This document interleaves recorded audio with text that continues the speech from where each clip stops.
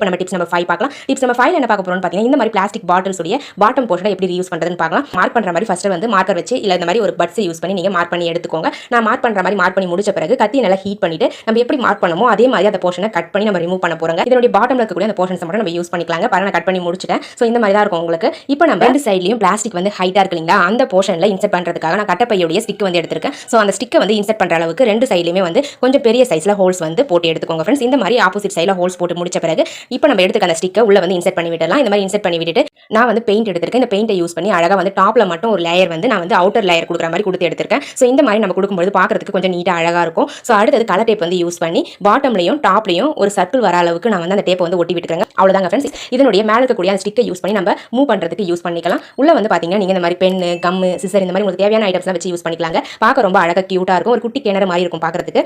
பாருங்க ஃப்ரெண்ட்ஸ் எவ்வளவு அழகா இருக்குன்னு சொல்லிட்டு உங்களுக்கு இந்த பென் ஸ்டாண்ட் பிடிச்சிருந்தது அப்படின்னா மறக்காம இந்த வீடியோக்கு ஒரு லைக் தட்டி விட்டுருங்க.